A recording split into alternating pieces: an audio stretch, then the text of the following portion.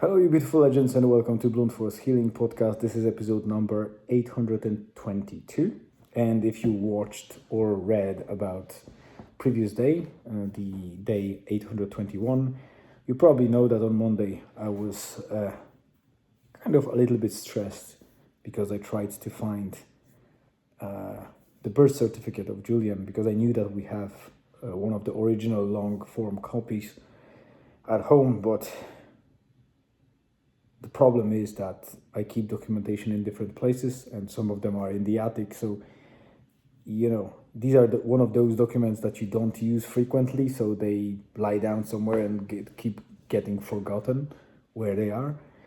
So I was on a quest to find Julian's birth certificate in the house and in the attic, while I submitted the request to the whatever office is issuing the certs, but it takes 2 weeks for them to send that over, and we don't have as much time to submit all the documentation in time. So I had plan B to submit whatever we have and then try to buy us time until the cert arrives, or I kind of bring it over when it's here. But I kept fingers crossed and focused on searching for a cert. So I wasn't successful before bedtime. But then in the morning, I went to the attic and brought some folders with the documents that I had, Nick's documents, and lo and behold, one of the first things that I saw when I opened one of the folders was exactly Julian's birth certificate, which made me quite happy because, you know, all of us really like when things go smooth. We don't like problems or challenges. We like challenges that we like, but we don't unexpected things to threaten our plans or things like that. That's just our psychology. And so I wanted that to go smooth and not need to prolong or ask for, deadline extension or anything like that. In the new school that Julian is going to, and fortunately I found the cert.